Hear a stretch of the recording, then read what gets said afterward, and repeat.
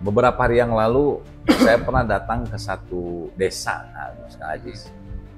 Bagi saya ini unik. Ada satu desa yang masih memegang prinsip-prinsip warisan leluhurnya, walaupun dianggap hari ini itu sebenarnya mitos yang nggak bisa diungkapkan secara rasional. Mungkin. Apa? Bahwa di desa tersebut tidak boleh membuat sumur, bagus. Jadi katanya, kalau ada orang yang berani membuat sumur, maka akan meninggal. Sebenarnya betul. Jangan orang yang buat sumur, nggak buat sumur juga pasti meninggal. Setiap manusia itu pasti meninggal, Kak Agus. Jadi kan yang salah sebetulnya di ungkapan itu. Tetapi hari ini itu masih dipegang oleh beberapa masyarakat di sana bahwa tidak boleh membuat sumur. Tetapi ketika saya amati di daerah tersebut secara geografis, memang tidak memungkinkan dan beresiko besar kalau membuat sumur, kan? Karena sudah pasti kalau ada pengambilan air di bawah tanah di daerah tersebut, apalagi terkenal daerah tersebut daerah pergeseran tanahnya, maka akan memunculkan kerawanan. Kerawanan apa? Takut longsor, penurunan muka tanah, muka air atau tanah, kan gitu. Akan terjadi penurunan apabila apalagi kalau eksploitasi atau eksplorasinya berlebihan, kan gitu. Sebenarnya orang tua kita ini cerdas dulu itu, sudah melihat tata ruangnya. Ini nggak memungkinkan kalau diambil air di bawah tanah, dibuat sumur. Jadi karena apa? Karena mungkin takut terjadi longsor, bergesernya tanah ini menurun permukaan air di bawah tanah. Karena hari ini pun ada aturan yang Ajis. Konsumsi pribadi itu, rumah tangga itu, kalau penggunaan tanahnya di atas 100 meter kubik, maka harus izin sebetulnya kepada kementerian. Kalau nggak salah itu aturan mainnya gitu. Coba kalau ini aturan ini ada saja dulu di Jakarta, di mitos ini. Mungkin orang nggak berani buat sumur pengambilan air bawah tanah di Jakarta, contohnya kan gitu. Mungkin nggak akan terjadi penurunan. Karena ketika terjadi penurunan tanah, gitu loh, maka kan kalau bagi daerah-daerah yang memang daerah geseran tanah, ini akan rawan terjadinya longsor. Dan yang kedua juga, ketika nanti kalau memang air permukaan di bawah tanah ini diambil secara berlebihan, ini juga akan menyebabkan apa? Air laut akan masuk, gitu loh. Sehingga nanti kualitas air itu, maka airnya air asin, air laut kan gitu. Jadi orang-orang dulu ini cerdas ketika melihat geografis, tapi dibuat seolah-olah hari ini satu aturan yang sampai hari ini mengikat. Nah terus pertanyaannya, dari mana orang-orang situ mendapatkan air? Ternyata dia mengambil dari sumber mata air di daerah pegunungan. Mungkin jaraknya sekitar 1 kilo sampai 2 kilo lah. Diulur pakai paralon, pakai selang gitu, Jis. Dan itu dari mata air alamiah. Gitu loh. Dan memanfaatkan memang dari mata air yang memang keluar secara alamiah tanpa diambil atau dibor dan yang lain-lainnya. Jis. Ini orang-orang tua kita cerdas. Nah, sisi positifnya, kalau saya melihat, berarti orang-orang tua kita ini cerdas ketika memandang sebuah geografis. Karena rawan kalau dibiarkan mengambil air di bawah tanah, maka akan terjadi apa? Longsor dan yang lain-lainnya. Juga ketika menyebabkan penurunan muka air di bawah tanah, itu juga berdampak pada ekosistem dan juga geografis di daerah tersebut, kan gitu.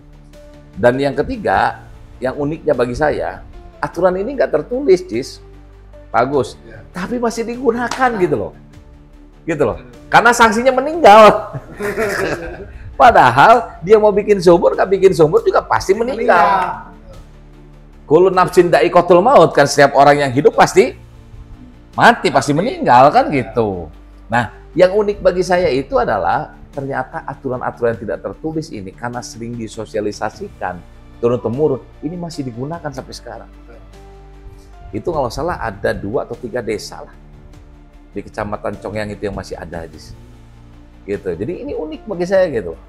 Ternyata aturan-aturan yang orang tua atau para leluhur kita yang menyebutkan walaupun tidak tertulis yang hari ini masih digunakan, ternyata rasionalitasnya ada juga.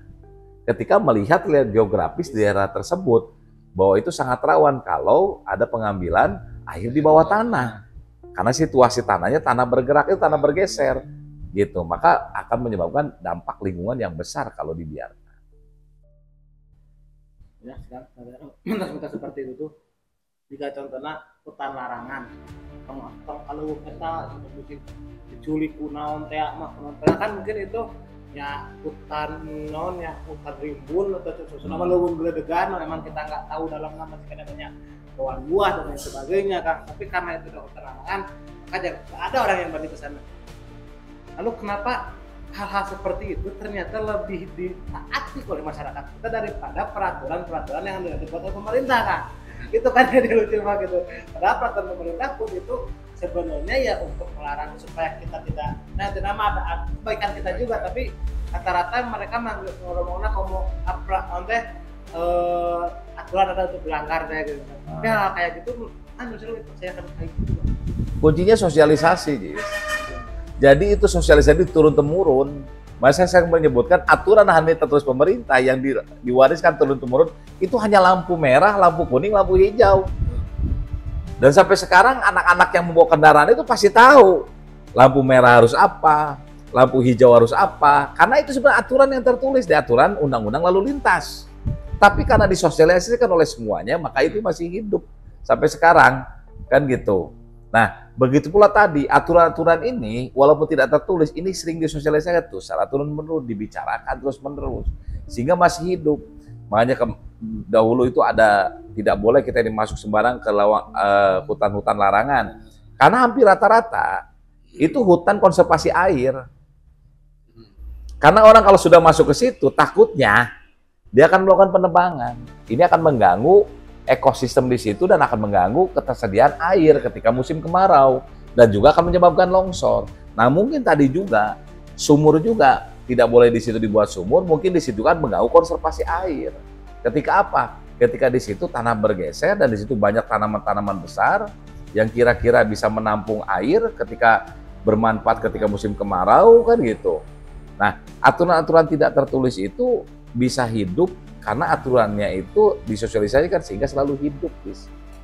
Karena syarat aturan itu bisa digunakan dan akan digunakan kalau aturan itu hidup. Orang pada tahu semuanya. Tapi kan apakah sanksi sosial lebih takuti kan daripada hukuman-hukuman formal gitu? Ya memang ternyata pada kenyataannya seperti itu. Sanksi sosial itu ternyata lebih banyak ditakuti. Walaupun untuk zaman hari ini mungkin sanksi sosial itu dianggap kecil, bis.